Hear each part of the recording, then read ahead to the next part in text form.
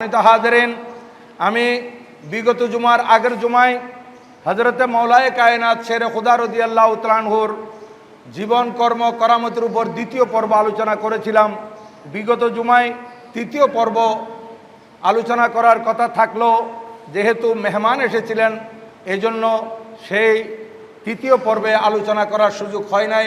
কিন্তু আজ আমি আপনাদের খেদমতে সে শেরে খুদা রাদিয়াল্লাহু তাআলা আনহুর উপর তৃতীয় পর্ব আলোচনা করার মানুষে পবিত্র কালামুল্লাহ শরীফ থেকে একটি আয়াত তিলাওয়াত করেছি। যে আয়াতটি হচ্ছে পবিত্র কালামুল্লাহ শরীফের 26তম পারা 49 নম্বর সূরা হুজরাত এর 3 নম্বর আয়াত। এই আয়াতের সহজ সরল অনুবাদ হচ্ছে, ইন্নাল্লাযীনা ইয়াগুদ্দুনা আসওয়াতাহুম ইনদা রাসূলিল্লাহ, যারা নিজের আওয়াজকে রসুল করিম সাল্লাল্লাহু আলাইহি ইসলামের দরবারে রসুল করিম সাল্লাল্লাহু আলাইহি ইসলামের নিকটে পোস্ত করে দেয়, নিচু করে দেয়, উলাইকাল্লাযীনা ইমতাহানাল্লাহু কুলুবাহুম লিত্তাকওয়া, আল্লাহ সুবহানাহু ওয়া তাআলা তাদের অন্তরকে তাকওয়ার জন্য, খোদাভীতির জন্য পরীক্ষা করে নিয়েছেন। মহান রব্বুল আলামিন ইরশাদ করেন, লাহুম মাগফিরা, তাদের জন্য রয়েছে ক্ষমা, ওয়া আজরুন আযীম, এবং মহা পুরস্কার। এটা হচ্ছে আয়াতের সহজ সরল অনুবাদ। এর আগের আয়াত 2 নম্বর আয়াত সূরা হুজরাত শরীফের, ইয়া আইয়ুহাল্লাযীনা আমানু লা তারফাউ আসওয়াতাকুম ইনদা রাসূলিল্লাহ, লা তারফাউ আসওয়াতাকুম ফাওকা সাউতিন নবী, হে ঈমানদাররা, তোমরা নবীজির দরবারে তোমাদের আওয়াজকে উঁচু করবে না। এই আয়াত যখন নাজেল হয়, এরপর থেকে সাহাবায়ে কেরাম নবীজির দরবারে যখন তশরিফ রাখতেন তখন কথা এত ছোট করে বলতেন, জিজ্ঞেস করতে হতো বারবার কি বলতেছেন। কারণ আল্লাহ সুবহানাহু ওয়া তাআলার নির্দেশ, নবীজির দরবারে আওয়াজকে বড় করা যাবে না। আমার নবীজির দরবারের তাজিম এবং আদব শিক্ষা দিচ্ছেন মহান রব্বুল আলামিন। তো এই আয়াত নাজেল হওয়ার পর সাহাবায়ে কেরাম যখন আওয়াজকে পোস্ত করলেন, একেবারে ছোট করে ফেললেন, তখন আমার আল্লাহ সুবহানাহু ওয়া তাআলা কত সুন্দরভাবে সাহাবায়ে কেরামের পক্ষে আয়াত নাজেল করলেন, যারা নবীজির দরবারে নিজেদের আওয়াজকে পোস্ত করে, ছোট করে, তাদেরকে আল্লাহ পাক সুবহানাহু ওয়া তাআলা পরীক্ষা করে নিয়েছেন তাকওয়ার জন্য। এবং আমার আল্লাহ ঘোষণা দিয়েছেন তাদের জন্য রয়েছে ক্ষমা এবং তাদের জন্য রয়েছে মহাপুরস্কার। তো সাহাবায়ে কেরাম যারা নবীজির দরবারে আদব রক্ষা করে আওয়াজকে পোস্ত করেছিলেন, সেখানে খুলাফায়ে রাশিদিন সাহাবায়ে কেরাম ওনারা প্রত্যেকে ছিলেন। হযরতে মাওলা আলী শেরে খুদা রাদিয়াল্লাহু তাআলা আনহু ছিলেন। তাহলে দেখেন, আজ হযরতে মাওলায়ে কায়নাত শেরে খুদা রাদিয়াল্লাহু তাআলা আনহুর জীবন কর্ম করামতের মধ্যে আমি 2 জুমায়, এক জুমায় ওনার উপর, ওনার জীবনের উপর আলোচনা হয়েছিল, দ্বিতীয় জুমায় ওনার ফয়সালা, এটার উপর ওনার বিচার কীরকম ছিল, উনি কিভাবে মোকদ্দমার সমাধান দিতেন, এগুলোর উপর একটা জুমা দ্বিতীয় পর্ব আলোচনা করেছিলাম।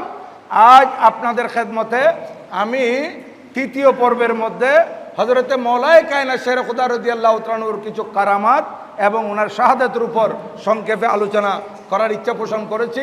বাকি ওয়ামা তৌফিকি ইল্লা বিল্লাহ, আলাইহি তাওয়াক্কালতু ওয়া ইলাইহি উনীব। সম্মানিত মুসল্লিন কেরাম, দোয়া করেন সারা বিশ্বের পরিস্থিতি যাতে সুন্দর হয়ে যায়, এ মারামারি, যুদ্ধ, এগুলো যাতে থেমে যায়।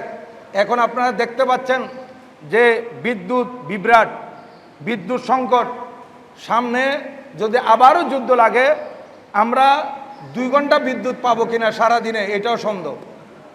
কারণ জ্বালানি যদি না থাকে, জ্বালানি যদি না আসে, তাহলে বিদ্যুৎও তৈরি হবে না এবং মানুষ এক জায়গা থেকে আরেক জায়গায় সফর করা কঠিন হয়ে যাবে। কারণ জ্বালানি না থাকলে গাড়িগুলো আস্তে আস্তে বন্ধ হতে থাকবে। এইভাবে প্রত্যেকটা জিনিস, আলহামদুলিল্লাহ আমরা আমাদের দেশে অনেক ভালো আছি। ভালো উন্নত দেশগুলোর দিকে তাকান, খবরগুলো শুনেন, দেখবেন তারা কত কষ্টের মধ্যে আছে। তাই আল্লাহ তাআলার দরবারে দোয়া করেন, এই যে তারা আবার যদি মানামানি না হয়, যুদ্ধ শুরু হবে, এগুলো থেকে আল্লাহ পাক সুবহানাহু ওয়া তাআলা যাতে পরিত্রাণ দান করেন, নাজাত দান করেন, তাদের মধ্যে সুবুদ্ধির যাতে আল্লাহ পাক সুবহানাহু তাআলা সুবুদ্ধি উদয় করে দেন, সুবুদ্ধি যাতে তাদের কাছে আছে, সারা বিশ্বের মানুষের দিকে তাকিয়ে তারা যাতে একটু মানবিক হয়, উগ্র না হয়, একগুঁয়েমি তাদের থেকে সরে যায়, তারা যাতে মানুষের উপর জুলুম না করে। আর এই যুদ্ধের মধ্যে শুধু আমাদের দেশে নয়, সারা পৃথিবীর মধ্যে জ্বালানি সংকট, বিদ্যুৎ সংকট, এগুলো নয়, কতগুলো প্রাণ ঝরে যাচ্ছে। যেখানে যে দেশে যুদ্ধ চলতেছে সেই দেশের মানুষেরা জানে, তারা সবসময় আতঙ্কের মধ্যে থাকে। আমরা তো সুন্দরভাবে চলাফেরা করতেছি, কিন্তু যে দেশে যুদ্ধ চলে সেই দেশের মানুষগুলো এক জায়গা থেকে আরেক জায়গায় যাওয়ার সময় ভয় করে, কোন সময় তারা প্রাণ, আমাদের দেশে যে কথা বলে প্রাণ হাতে নিয়ে হাঁটে, এইরকম অবস্থা। তো আল্লাহ তাআলার দরবারে দোয়া করব, আল্লাহ পাক যাতে এই ধরনের মারামারি কাটাকাটি থেকে বিশ্বের যত বড় বড় নেতাগুলো আছে, দেশের শাসকগুলো আছে, তারা যাতে এগুলা থেকে ফিরে আসে এবং সারা পৃথিবীর মধ্যে যাতে শান্তি বজায় থাকে, সেই জন্য একটু দোয়া করবেন। আজকে আপনারা এই মসজিদে আসছেন, এই কারেন্ট আসতেছে, বিদ্যুৎ আসতেছে, আবার চলে যাচ্ছে। দেখেন এই প্রচণ্ড গরম, একদিকে অসহনীয় গরম, আপনারা তো ভিতরে আছেন, তারপরেও আপনাদের মাথার উপর ছাদ আছে, কিন্তু বাইরে যারা নামাজ পড়ে তারা কত কষ্ট করে নামাজ পড়ে। কারণ এখানে দ্বিতীয় তলা তৃতীয় তলা পরিপূর্ণ হয়ে এর চাইতে আরও বেশি মানুষ মাদ্রাসার মাঠে এবং রাস্তায় নামাজ পড়ে। তাহলে এতগুলো মানুষ এত কষ্টের মধ্যে আছে, আল্লাহ পাক যাতে এগুলো আসান করে দেয়। সম্মানিত হাজরিন, হযরতে মওলা আলী শের খুদা রাদিয়াল্লাহু তাআলা আনহুর কারামাতের উপর যদি আলোচনা করতে হয়, বলতে হয় যে হযরতে সৈয়দনা মওলায়ে কায়নাত শের খুদা রাদিয়াল্লাহু তাআলা আনহু, ওনার একটা হাফসি গোলাম ছিল সিরিয়ার। এই হাফসি গোলাম বড় বিশ্বস্ত ছিল এবং ওনার বড় প্রিয় ছিল। এই প্রিয় গোলাম, বিশ্বস্ত গোলাম, একদিন হঠাৎ করে ওনার থেকে একটা চুরির অপবাদ আসলো। অপবাদ নয়, উনি চুরি করে ফেলেছেন। চুরি করার পর এটা যখন ধরা পড়লো এবং সাক্ষী গাওয়া সব কিছু আসার পর হযরতে মওলায়ে কায়নাত শের খুদা রাদিয়াল্লাহু তাআলা আনহু ওনার হাত কাটার নির্দেশ দিলেন। ওনার হাত কেটে দেওয়া হলো, ডান হাত কেটে দেওয়ার পর তাকে বাড়ির দিকে চলে যাওয়ার নির্দেশ দেওয়া হলো। এই হাফসি গোলাম সিরিয়ার দিকে চলে যাচ্ছে। প্রতিমধ্যে নবীজির দুইজন সাহাবীর সাথে দেখা হয়।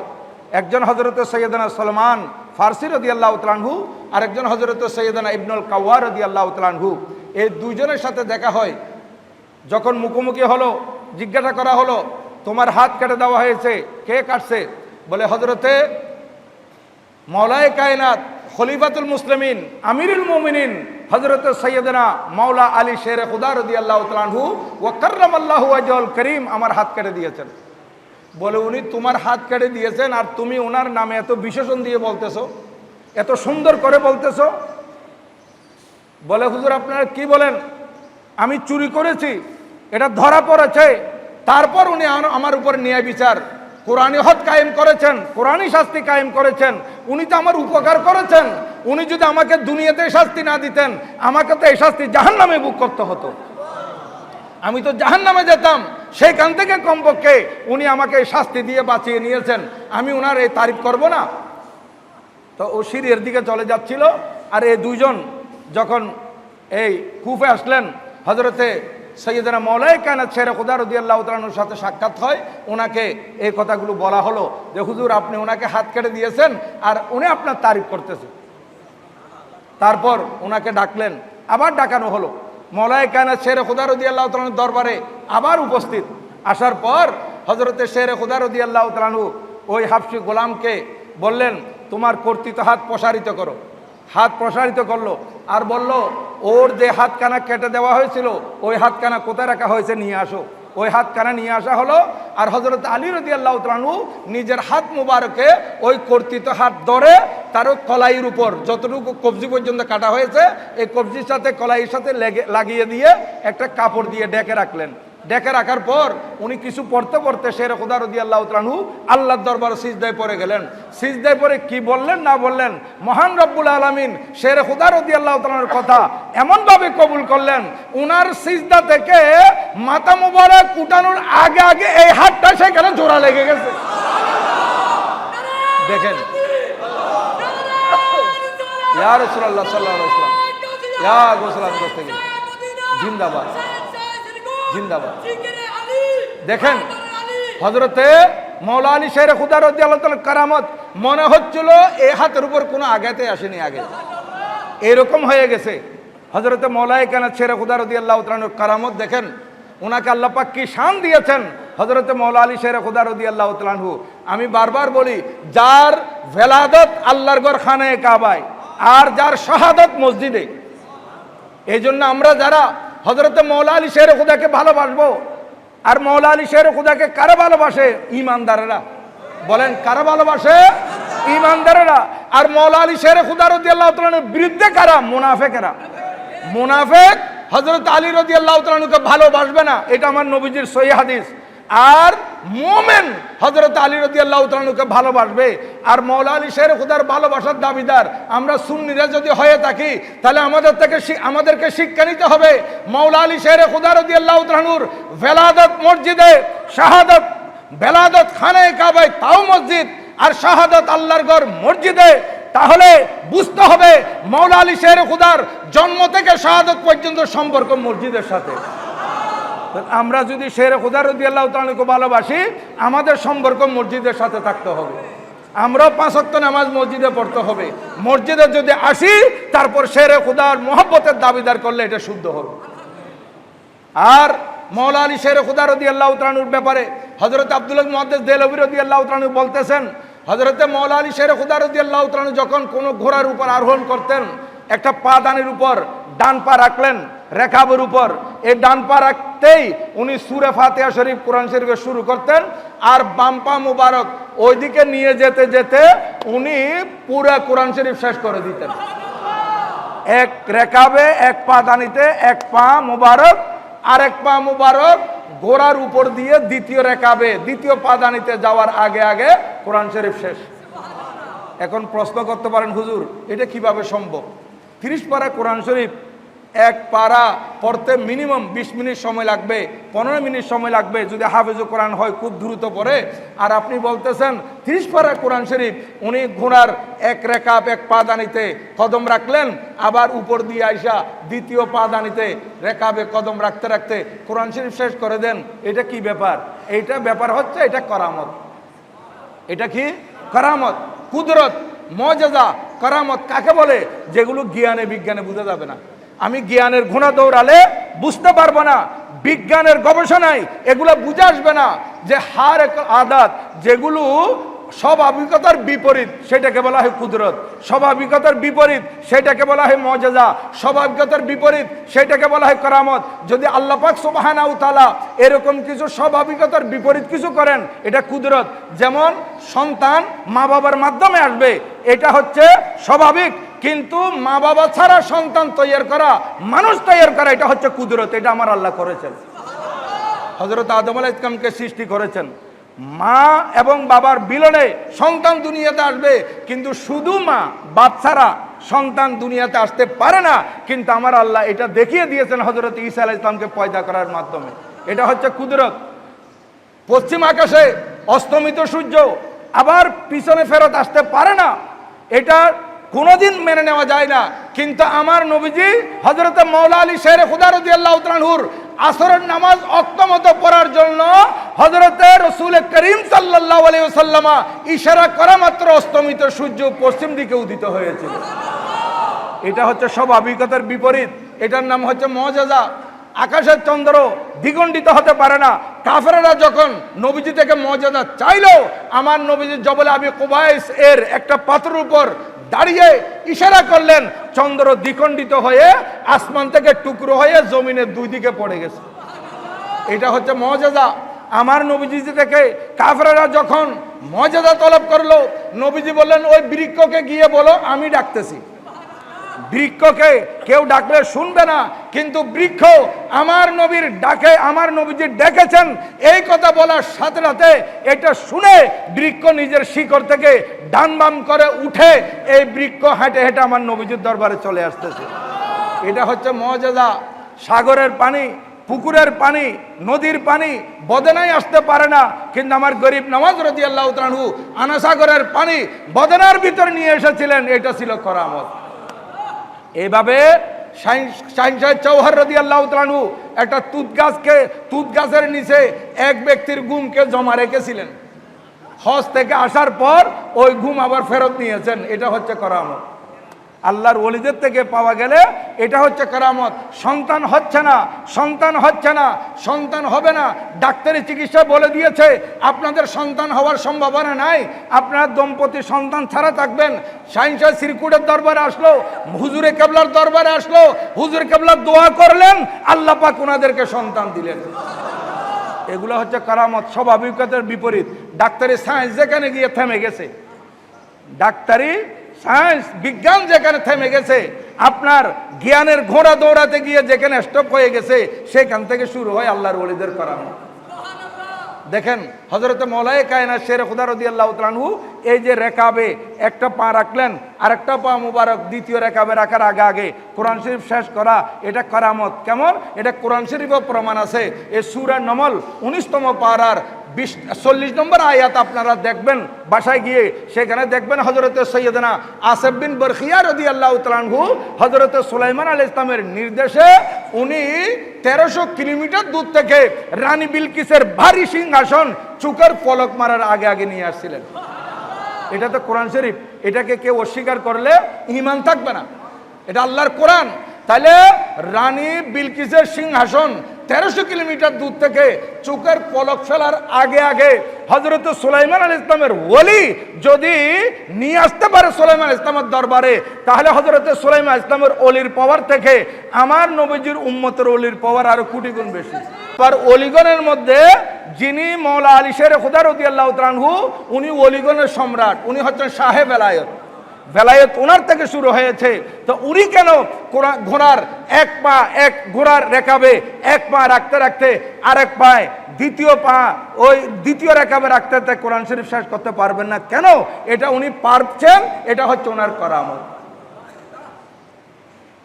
কুফার মানুষ হযরত, এগুলো সব শাওয়াহিদুন নবুয়ার মধ্যে হযরত আল্লামা নুরউদ্দিন আব্দুর রহমান জামি রাদিয়াল্লাহু তাআলা বর্ণনা করতেছেন যে কুফার মানুষ আসলো হযরতে মওলাই কায়নাত শের খুদা রাদিয়াল্লাহু তাআলার দরবারে, এসে বলতেছে, হুজুর এখানে দেখা যাচ্ছে আমাদের ফুরাত নদীর পানি ওভারফ্লো হয়ে পানি অতিরিক্ত বেড়ে গিয়ে আমাদের ক্ষেত খামারগুলো নষ্ট করে দিচ্ছে। হুজুর আমরা অসহায়, আমরা গরিব মানুষ, আমরা খেটে খাই, আমরা কৃষি কাজ করে খাই, হুজুর ফুরাত নদীর পানির কারণে আমাদের ফসলাদি নষ্ট হয়ে যাচ্ছে। হযরতে মওলা আলী শের খুদা রাদিয়াল্লাহু তাআলা তাদের কথা শুনে ঘরে গেলেন। ঘরে গিয়ে আমার নবীজির যে জুব্বা মুবারক ওনার কাছে হাদিয়া দেওয়া হয়েছিল, এটা উনি পরিধান করলেন এবং আমামায় রসুল সাল্লাল্লাহু আলাইহি ওয়াসাল্লাম উনি পরিধান করলেন। তারপর বেরিয়ে আসলেন, ঘোড়া তালাশ করলেন, ঘোড়া নিলেন।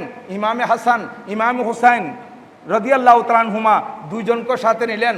উনি ঘোড়ায় করে ফুরাত নদীর পারে গেলেন। মানুষজন সবাই ওনার পিছে আসলো। ফুরাত নদীর তীরে আইসা হযরতে মওলাই কায়নাত শের খুদা রাদিয়াল্লাহু তাআলা আনহু ঘোড়া থেকে নেমে প্রথমে 2 রাকাত নফল নামাজ পড়েছেন। 2 রাকাত নফল নামাজ পড়ার পর উনি ওনার লাঠি মুবারক যেটা হাতে ছিল সেটা নিয়ে ওই ফুরাত নদীর তীরে গিয়ে মানুষদের সামনে বলতেছেন, দেখো তোমরা, আমি পানি কিছু কমাইয়ে দিচ্ছি, এতটুকু হচ্ছে কিনা। এইভাবে লাঠি দিয়ে আঘাত করলেন পানিতে। ফুরাত নদীর পানি 1 ফিট নিচে চলে গেছে, সাথে 1 ফিট নিচে চলে গেছে। বললেন এতটুকু যথেষ্ট? বলেন আরেকটু। তখন হযরতে মওলা আলী শের খুদা রাদিয়াল্লাহু তাআলা আনহু ওই লাঠি মুবারক দিয়ে পানিতে আবার আঘাত করলেন, আরো 1 ফিট নিচে চলে গেছে। এইভাবে আবার তারা বললেন যে হুজুর আরেকটু কমিয়ে দেন। তখন আরেকবার আঘাত করলেন, 1 ফিট কমে গেল। 3 ফিট পানি যখন ফুরাত নদীতে কমে গেল, তখন লোকেরা বলতেছে, হুজুর এবার আমরা স্বস্তির নিঃশ্বাস ফেলতে পারতেছি। দেখেন হযরতে মওলা আলী শের খুদা রাদিয়াল্লাহু তাআলার কারামত কেমন। সিফিনের যুদ্ধে চলাকালীন হঠাৎ পানি সমাপ্ত হয়ে গেল। পানির সংকট তো আরবের মধ্যে খুব বেশি ছিল। ইদানিং না সব জায়গায় পানি পাওয়া যাচ্ছে, তখন তেমন পানি পাওয়া যেত না। পানির সংকট। হযরতে মওলা আলী শের খুদা রাদিয়াল্লাহু তাআলা আনহু ওনার দরবারে বলা হলো, হুজুর আমাদের পানি শেষ, এখন আমরা কি করব? যুদ্ধ চলতেছে, হযরত সিফিনের যুদ্ধ। হযরতে মওলা আলী শের খুদা রাদিয়াল্লাহু তাআলা বলেন, আসো আমার সাথে। হযরতে মওলা আলী শের খুদা রাদিয়াল্লাহু তাআলা আনহু সঙ্গী সাথী কিছু নিয়ে সামনের দিকে অগ্রসর হতে কিছু দূর যাওয়ার পর দেখলেন একটা বড় গির্জা, পাদ্রীর গির্জা। গির্জার সামনে যখন গেলেন তখন দেখলেন যে ভিতরে পাদ্রী ওনাদেরকে দেখে বেরিয়ে আসলো। আসার পর ওনারা জিজ্ঞাসা করলেন, ও গির্জার পাদ্রী, এখানে পানি কোথায় পাওয়া যাবে? তখন তারা ওই জিজ্ঞাসা করার পর পাদ্রী বলতেছে, হুজুর এখান থেকে 6 মাইল দূরত্বের মধ্যে পানি পাওয়া যাবে।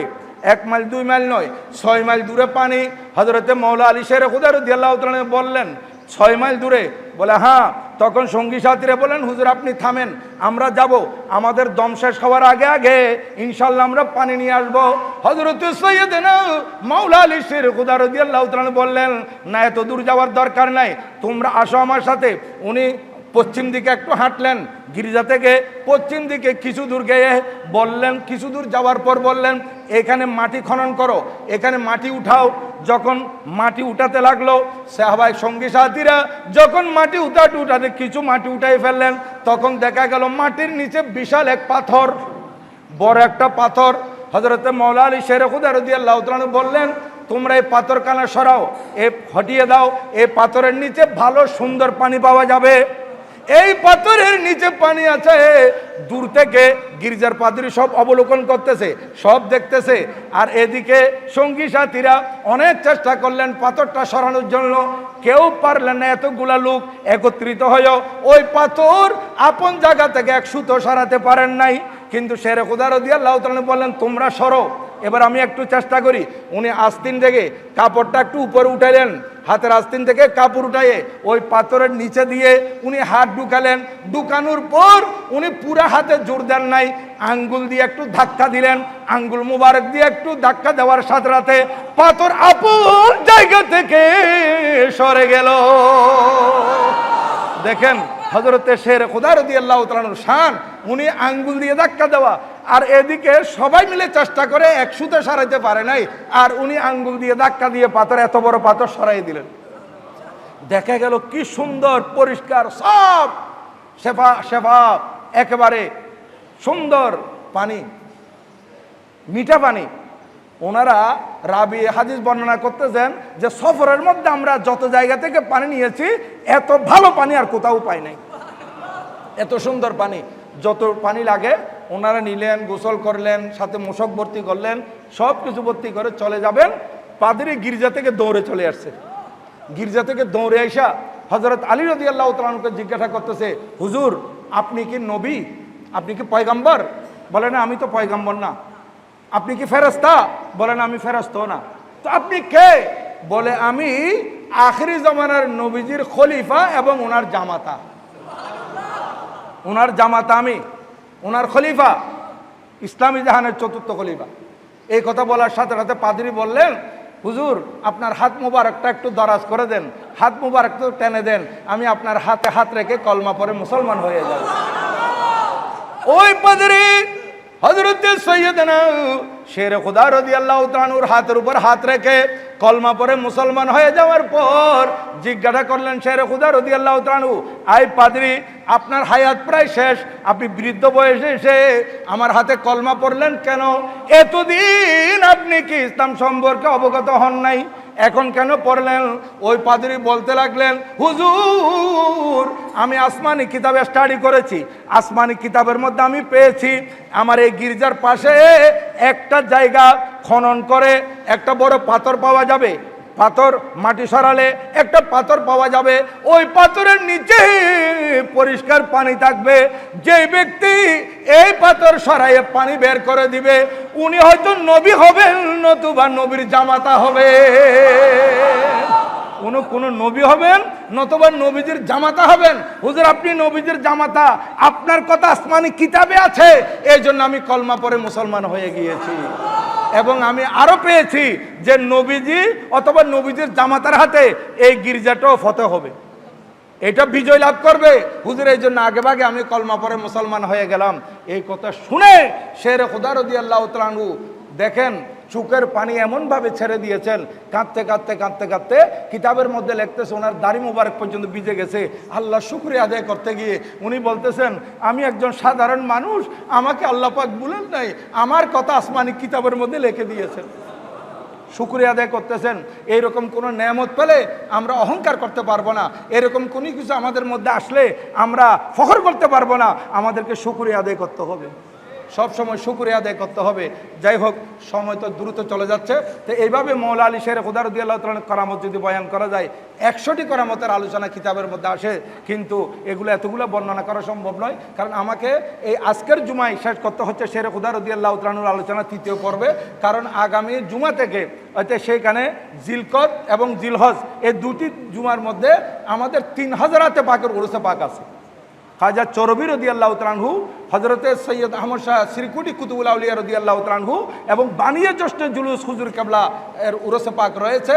এবং সাথে সাথে আমাকে মক্কা শরীফের উপর, হজের উপর আলোচনা এবং মদিনায় পাকের ফজিলতের উপর আলোচনা করতে হবে। এই জন্য সেই দিকে লক্ষ্য করে আমি আজকে শেষ করতেছি। হযরতে মৌলা আলী শের খুদা রাদিয়াল্লাহু তাআলা আনহু উনি 4 বছর 8 মাস 9 দিন খেলাফতের দায়িত্ব পালন করেছিলেন। খারেজিরা ওনার বিরুদ্ধে এমনভাবে ক্ষিপ্ত হয়েছিল, এক জায়গায় বসে 3 জন বড় বড় জঘন্য মারাত্মক খারেজি জালেম এরা একত্রিত হয়ে সিদ্ধান্ত নিল, আমরা নবীজির 3 জন সাহাবী তাদেরকে এট এ টাইম আমরা শহীদ করে দিব, কতল করে দিব। তারা যারা যেখানে আছে, একজন সিরিয়া আছে, একজন কুফে আছে, যারা যেখানে আছে আমরা তাদেরকে এক সময়ে এক টাইম নির্ধারণ করে সেই সময়ে আমরা কতল করে দিব। তার মধ্যে আব্দুর রহমান বিন মুলজেম খারেজি, সে হযরতে মৌলাই কায়নাত শের খুদা রাদিয়াল্লাহু তাআলা আনহুকে শহীদ করার দায়িত্ব নিয়েছিল। তারপর আরেকজন হচ্ছে বরক বিন আব্দুল্লাহ, এ জালেম, সে বলতেছে আমি সিরিয়া গিয়ে হযরতে আমিরে মুআবিয়া রাদিয়াল্লাহু তাআলা আনহুকে কতল করে দিব। আরেকজন হচ্ছে আমর বিন বুকাইর, সে দায়িত্ব নিয়েছে হযরতে সৈয়দনা আমর ইবনুল আস রাদিয়াল্লাহু তাআলা আনহুকে শহীদ করার, কিন্তু 2 জন কামিয়াব হতে পারে নাই। কিন্তু এই আব্দুর রহমান বিন মুলজেম, এই জালেম মৌলা আলী শের খুদা রাদিয়াল্লাহু তাআলা আনহুকে শহীদ করতে পেরেছিল। কারণ হযরতে মৌলায়ে কায়নাত শের খুদা রাদিয়াল্লাহু তাআলা আনহু এই 17ই রমজান এই সেহরি খেয়ে উনি সেহরি খাওয়ার জন্য উনি ঘুম থেকে উঠছেন। উঠার পর উনি হযরত ইমামে হাসান রাদিয়াল্লাহু তাআলা আনহুকে ডাকলেন, ডেকে বলতেছেন, বেটা হাসান, আমি তো আজকে পেয়ারা রাসূল সাল্লাল্লাহু আলাইহি ওয়াসাল্লামকে স্বপ্নে দেখেছি, আমি খাবের মধ্যে আমার নবীজিকে স্বপ্নে দেখেছি এবং নবীজিকে বললাম, ইয়া রাসূলুল্লাহ, আপনার উম্মতরা তো আমার বিরুদ্ধে চক্রান্ত এবং ষড়যন্ত্রের সীমা পার করে দিয়েছে। আমার নবীজি বললেন তুমি তাদের জন্য দোয়া করো। তখন আমি আলী তাদের জন্য দোয়া করেছি, আয় আল্লাহ, আমাকে তাদের থেকে আরো ভালো লোকদের কাছে পাঠিয়ে দাও এবং তাদের উপর এমন একজন শাসক দাও যেটা তাদের জন্য কঠিন হবে। এরকম দোয়া হযরত আলী রাদিয়াল্লাহু তাআলা করলেন। তো এভাবে হযরত মৌলায়ে কায়নাত শের খুদা রাদিয়াল্লাহু তাআলা আনহু সেহরি করলেন। সেহরি করার পর আজান হলো।